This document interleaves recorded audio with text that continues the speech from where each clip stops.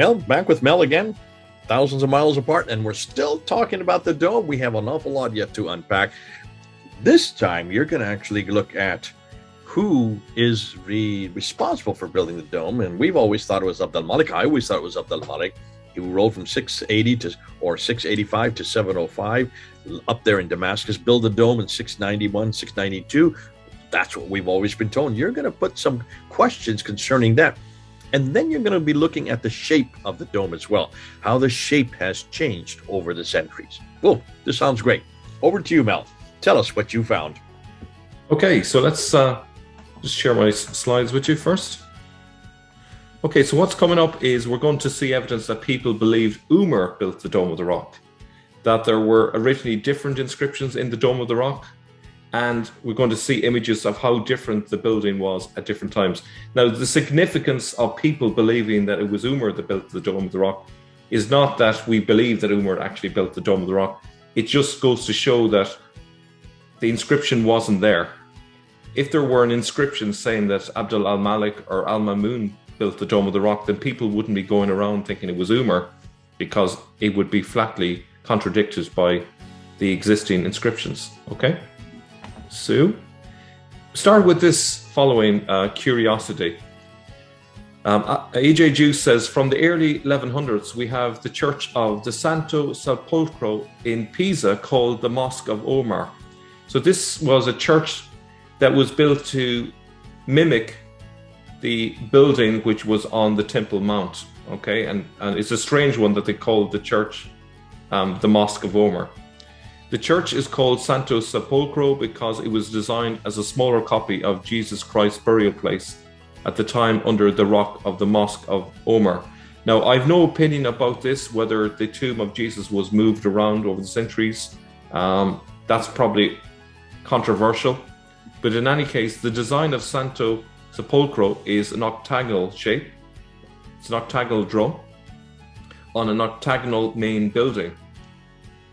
But if it is supposed to be a miniature replica of the Dome of the Rock, one needs to wonder why it would sport an octagonal drum. Now, the drum is the inner part that you find under the dome. And here's a bird's eye view of what it looks like today. As you can see on the left hand side, it's clearly circular, and you can even see from the picture here, if you were to look above the rock, you can see it's clearly circular. But centuries ago, it wasn't circular, it was octagonal, which means that this was all reconstructed, which means the dome is new. It means that there's been dramatic changes to the Dome of the Rock over the centuries. Now, we also have these fascinating images from the 12th century.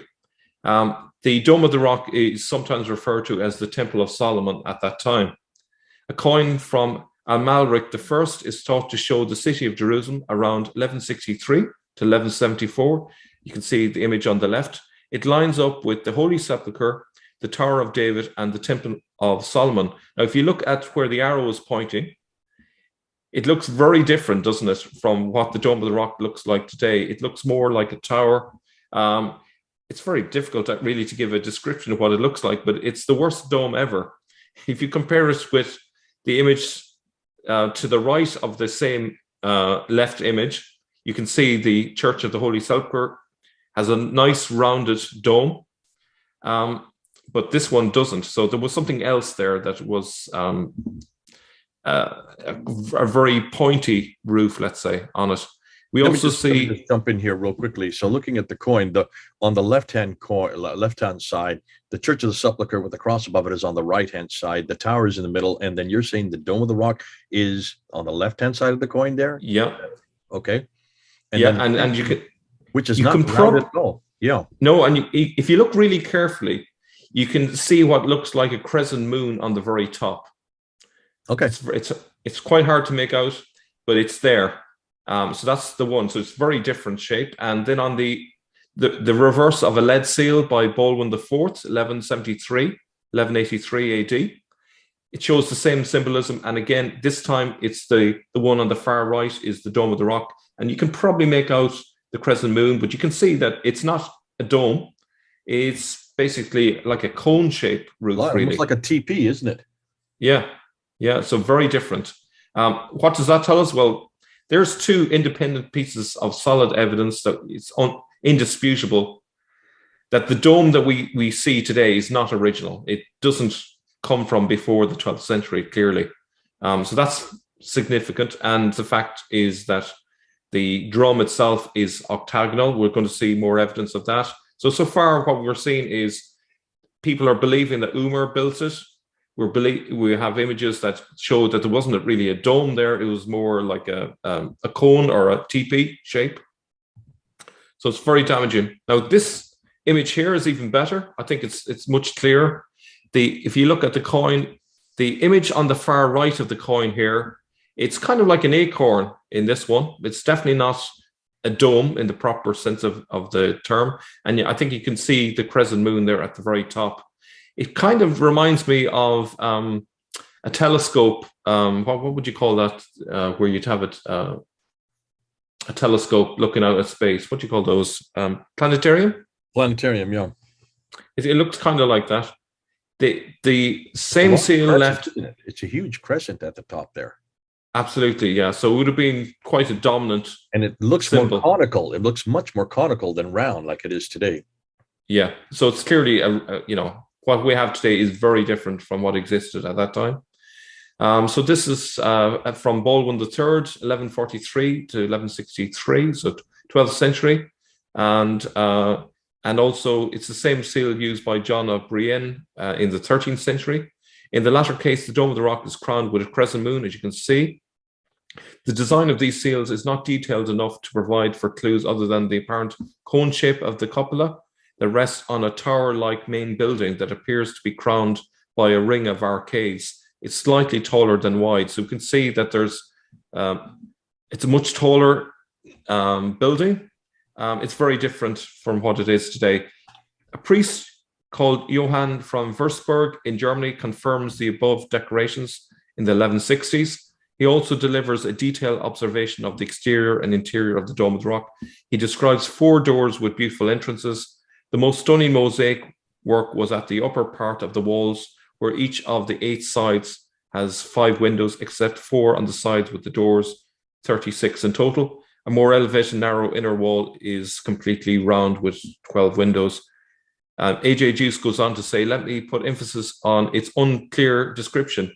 The upper part of the walls were octagonal with 5 windows each, and a more elevated, narrow inner wall was round with 12 windows. This matches the modern appearance vaguely, but as you can see from the outer image, it's very different from what it is today. Okay, now here's the whopper from the same priest, Johann. He notes alternative, likely Crusader era inscriptions. Okay. He says that under the roof outside to the west, it says, eternal peace be to this house from the eternal Father. Blessed be the glory of the Lord from his holy place. To the south, it says, the house of the Lord is well founded upon a firm rock. Blessed are they that dwell in your house, forever and ever will they praise you. To the east, it says, truly the Lord is in that place, and I knew it not. In your house, Lord, all will say glory. And in the north, it says, the temple of the Lord is holy. It is God's culture. It is God's building. He doesn't mention anything about the inscriptions that we have today in Arabic.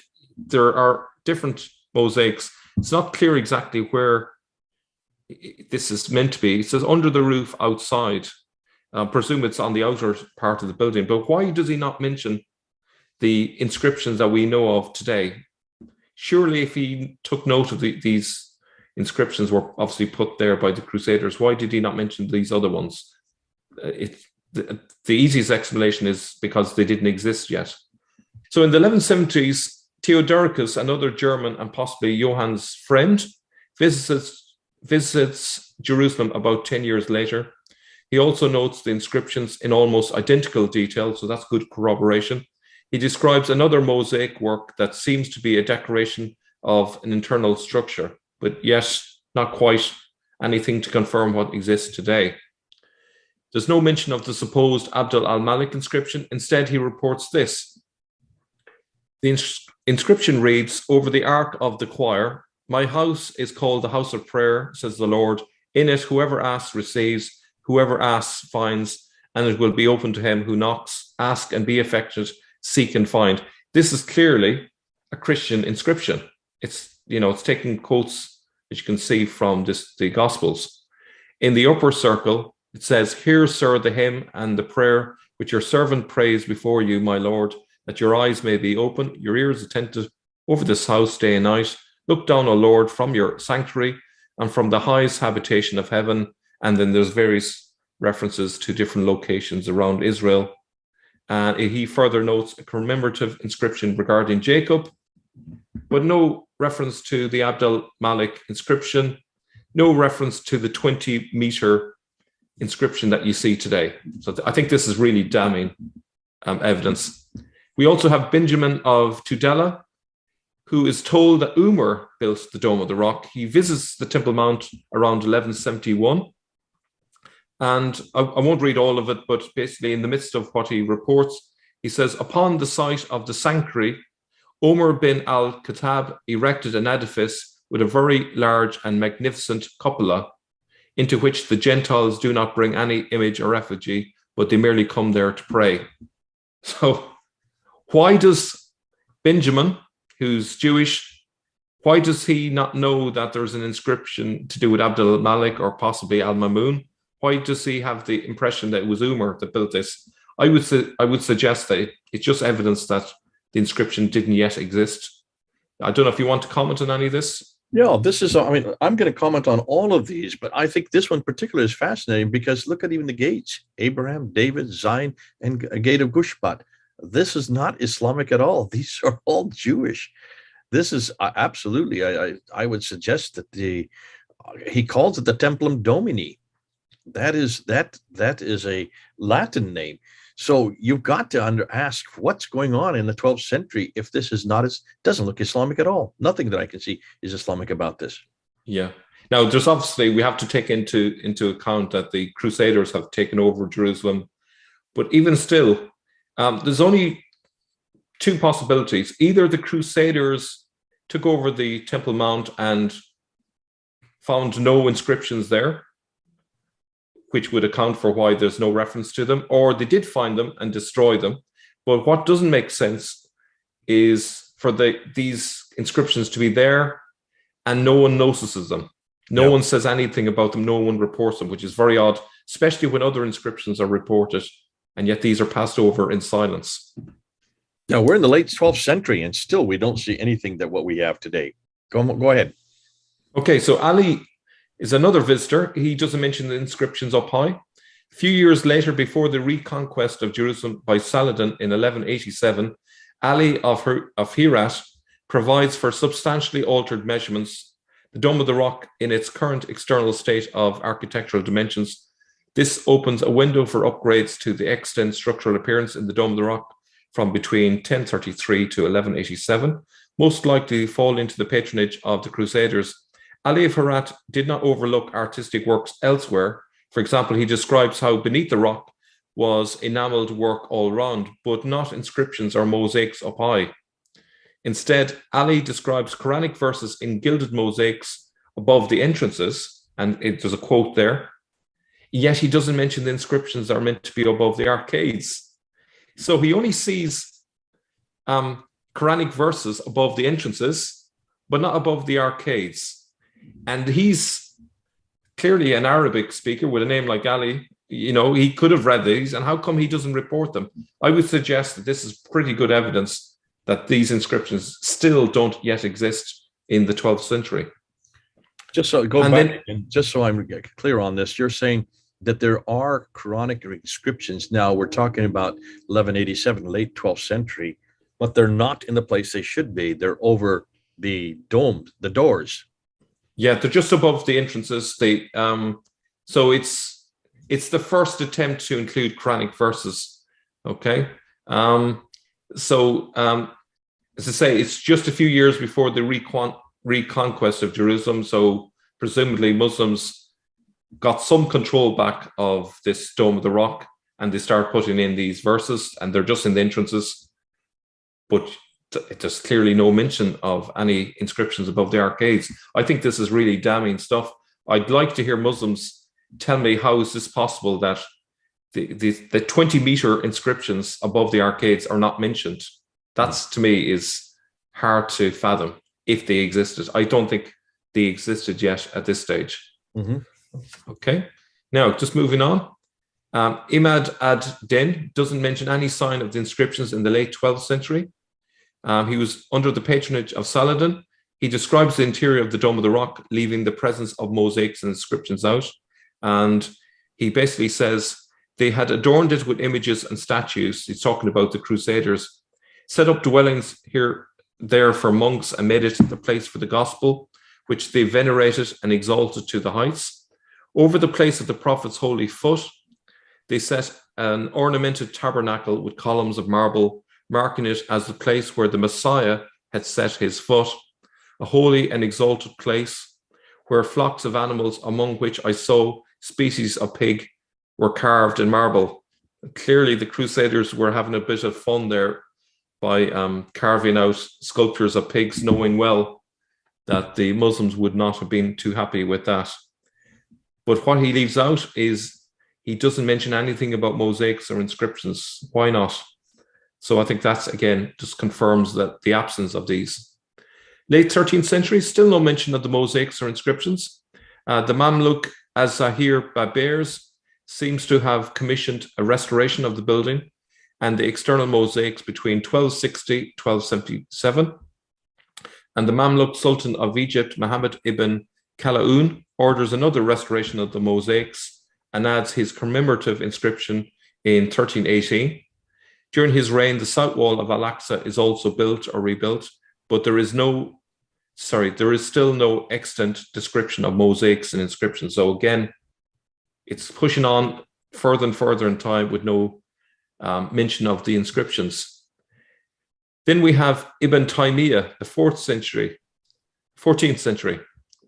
He says now, we've seen up to now that they believe that Umar was the one who built it, but here we have the alternative story being introduced.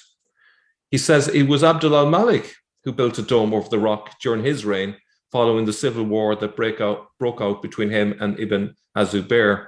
It is sometimes said that some people sought to perform the pilgrimage and joined Ibn al-Zubair, or that they used the pilgrimage as a pretext to join Ibn az-Zubair. What we're seeing here is the early elements of the standard Islamic narrative.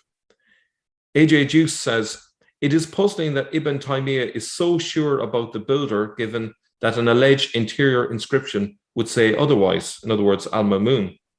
He does not say the dome, but a dome. Does he perhaps know that the Dome of the Rock as it stands before him is not the one that had originally been built? So I think that's quite telling that he says Abd al Malik built a dome over the rock.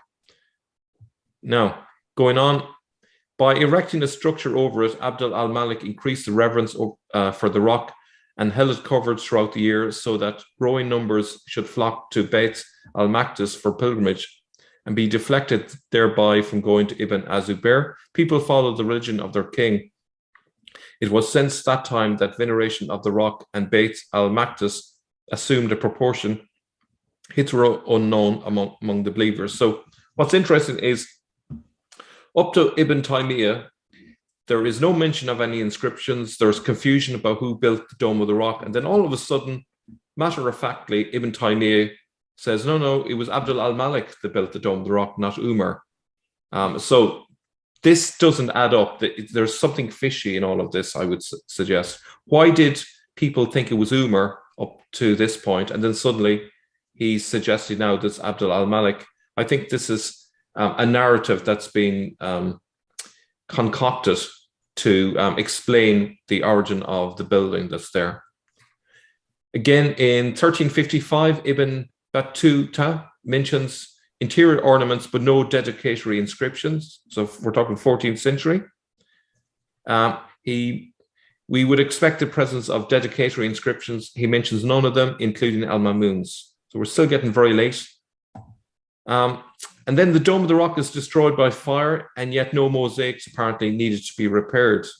In 1448, The roof of the dome is destroyed by a fire and restored by Sultan Al Malik as Zahir. One would again need to take the unlikely position that the mosaics and inscriptions, should they have existed, remained undamaged and needed no repairs after the fire. So if you imagine the roof underneath the dome would be over the arcades where the inscriptions are, it is hard to imagine that a fire would have knocked down the roof, and yes, somehow miraculously there was no fire damage to the mosaics and no physical damage with falling debris. That's what we're expected to believe. This is on top of all of the other earthquakes and changes down through the centuries. And we have this image from the 1420s. You can see that this is a very different Dome of the Rock. There's an onion shape there on the top. And you'll notice also that underneath is a higher section than we see today. This is attributed to Hubert van Eyck. It's called The Three Marys at the Tomb, and it was painted sometime between 1410 and 1426. Okay, the modern balustrades around the main structure's roof are missing. Okay, so it's not quite the same as what you see today. Now, 1453, Abd al Malik is not mentioned in relation to the Dome of the Rock. Instead, it's Umar again, 1453. Around 1453, the Ottoman Sufi Sheikh Ahmed Yazi Oglu claims that Solomon's temple would be the site of the next prophet's heavenly ascension. The author points out that after the temple's destruction, the rock was rediscovered by the Caliph Umar. The lost signs were then reinstalled in their appointed places in Umayyad times during the construction of the Dome of the Rock and the Aqsa Mosque, and there's not a word about Abd al Malik. So it seems to be that they're still confused about who exactly built the Dome of the Rock. Is it Umar? Is it Abd al Malik? We have this from 1483. You can see clearly it's a very different roof on the Dome of the Rock. The first Western writer who provides a vague description of the Dome of the Rock after the Crusades is the German traveler Bernhard von Bredenbach. He visits the Dome of the Rock in 1483. He travels with Erhard Ruhwig, who is the designer of the book's fold-out woodcuts.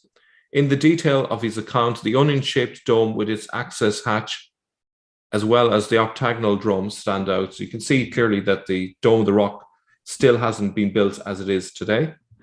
Each side of the drum is supported by a strong pillar, 5 of which are visible and has 2 windows. The main building can otherwise be recognized as it stands today, although it has 6 openings per side.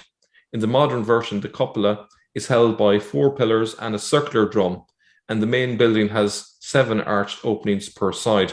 So what we're looking at today is a very different drum and supporting structure from what it was in the 15th century, depicted here. Okay. 1483, Felix Fabry. Just a little later, the German Felix Fabry is able to visit the Dome of the Rock. That he does not see or recognize an Arab inscription is made clear by his attribution of the original structure to Umar and not to Abd al Malik. So why is that? It can only be because there is no inscription. I'm sure if he had asked anyone who built the Dome of the Rock, they would have been willing to say it's Abd al Malik or Al Mamun because they would have read the inscription. He doesn't need to speak Arabic to find that information. Okay, so I think that's very telling. And look how close it is to today's time. We're talking about the late 15th century, and there's still no clear indication that the inscription exists. Now, this one is from 1483. His description includes a magnificent mosaic decoration upon a gold ground on the upper half of the outer walls that are in the forms of trees, palms, and olive trees, and the figures of the cherubim. For they do not suffer other images or lifelike sculptures. The problem is that cherubim are not part of the modern mosaics. Now, this is on the outer walls, presumably the exterior of the Dome of the Rock. No such images exist today. So it's more evidence really that things have changed a lot over the centuries. Okay, now our last one for today. Late 15th century, no inscriptions are mentioned. Mosaic features were different. From the end of the 15th century, Mudshir ed-Din writes that the interior and exterior walls of the Dome of the Rock were decorated with colourful mosaics even up high. But like Fabry before, he neither gives us the builder nor the inscriptions. Around the same time, al-Samhudi claims that mosaics from the time of the Umayyads were made according to the picture of the tree of paradise and its palaces. He tells us enough that we can be sure that he does not talk about the present mosaics. There are no palaces in the mosaics, and no modern visitor would describe the extant mosaic's primary feature as colourful. So this is really good evidence that, yes, there were some mosaics in the 15th century, but the description given is very different from what it is today, which would indicate that everything that's there today is from later than the late 15th century. So that's it for today. Well, you've taken us on quite a tour. I've written up 3 pages of notes trying to keep up with you, but this is good because you've brought it in chronology, a chronological order, one after another, and you're starting off with the 1100s, where we kind of ended off last time. So 1100s with the Santo Sepulchre in Pisa, which is octagonal, and yet the Dome of the Rock today is circular. Which is fascinating. Then you went to the 12th century and the coins. I thought those coins were fascinating because you had the 2 images of the Church of the Sepulchre with the cross, and then you had the dome with the crescent, putting the 2 most important buildings there in Jerusalem between that tower. And when you look at the dome there, it looks more like a TP with the crescent on the top. In 1143, Baldwin III shows and talks about the dome, and it looks like a conical or tall, large crescent, but has his image of it that looks like a conical shape, not the dome that we see today. 1160, Johann the Crusader inscription details inscriptions, but they do not the same inscriptions that we have today. In 1170s, Theodoricus, the German, mentions the same inscriptions that Johann had mentioned before. Those are not the inscriptions we have today. In fact, they're gospel references. Knock on the door, and these are what we know straight out of Christ, waiting to knock for us to knock on the door, and He will enter. Beautiful references. We used to sing. I used to sing it when I was a kid. What are they doing in an Islamic in structure? So obviously that's straight out of the gospel account. 1171, Benjamin of Tudela, mentioning that this was built by Umar. Curious, built by Umar. 1187, Ali of Herat tells us that there is refurbishments, but only tells us of the inscriptions, and none of them are Quranic. These are only above the door, not above where they're supposed to be. We're looking for those large inscriptions, the 20-foot across inscriptions that are above the arcade, the outer ambulatory. That you will not see. It's only above the doors. And then, Imad ad-Din says they're talking about statues, and the statues come straight out of the gospel account. Messiah's footprint, that has been replaced by Muhammad's footprint today, but that was the Messiah's footprint there in the 13th century. And also this image of pigs, which is, you think it may be a mockery of what the Muslims believed at that time.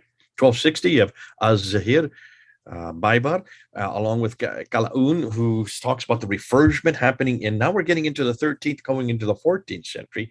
And then you say, and this is interesting because you bring in Ibn Taymiyyah in the 14th century. Now, see, what do we know about Ibn Taymiyyah? A lot of us know about Ibn Taymiyyah, and my flags suddenly go up when you mention his name, because he is the one that radicalizes Islam. He is the one that has this real push to bring Islam back to its origins.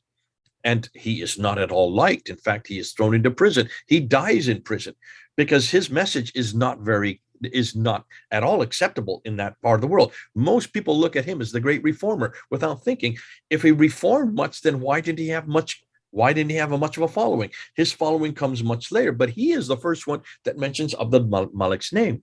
out of the blue, just says, oh, he is the builder. Well, I would suggest that maybe that is possible. Don't know what you think about it, but I think that may be a redaction onto Ibn Taymiyyah, because he is the one that is quoted much That's true. more, It could be. Yeah.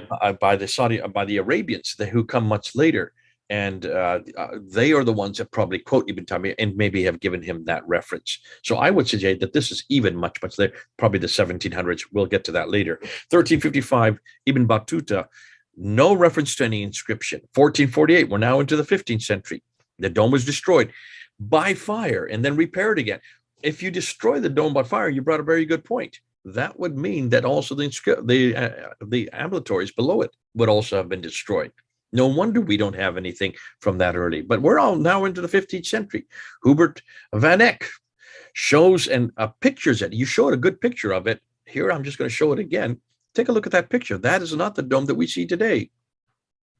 And now we're getting into the mid-1400s, the mid-15th century. Yazık Yoglu and also Breidenbach and also Felix Fabry, both are saying this, contradicting what Ibn Taymiyyah said a century or more earlier, that it was still built by Umar. Refers to the inscriptions and talks about the cherubim, but these are different mosaics. These are different than what we have in the dome today. We're not talking about the 15th century. We're talking almost 800 years later. And what you're suggesting, and I would agree with you, is that this is not the same dome we have today. It doesn't look like it on the pictures. It doesn't show it on the coins.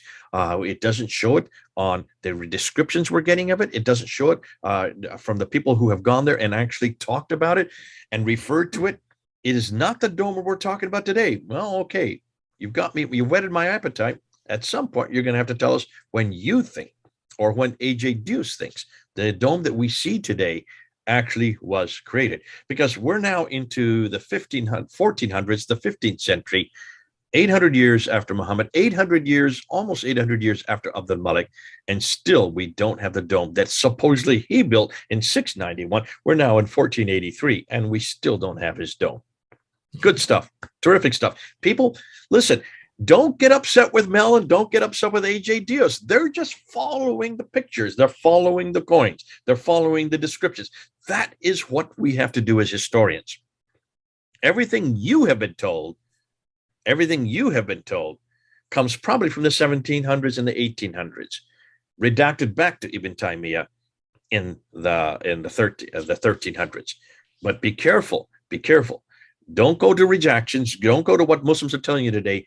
Follow the evidence on the ground. It looks like, as we've been doing as Sin Sifters, we always put the evidence in there. We stick it in there. And what has Mel been doing today? He's sticking in the coins. He's sticking in the images. He's sticking it. And what's coming out? It's not the same dome. These are not the same image. This is not the same inscriptions. The fact that there are no references to inscriptions all the way up to the 1400s, 800 years later, and still the inscriptions are not the same as what we have today. Oh, they're all biblical. They are from the gospel. Yes, there are even pictures of pigs and cherubims. That is not on the dome today. So when did they get rid of these cherubims? When did they get rid of the pigs? When did they get rid of all the gospel accounts? And when did they bring in and introduce the inscriptions we see today, that 20-foot inscription that's above the octagonal arcade? When was that introduced? Well, Mel's going to come back, and he's going to give you that in the next following episodes, but not right away, because we still got to follow the route that history shows us. Mel, thanks so much. This has been fun. This has been great. We're changing an awful lot in just a few of these episodes from what we previously knew. All right, Mel, there in Europe, myself here in the United States. Good to be with you, folks. Do comment. It's the two of us, over and out.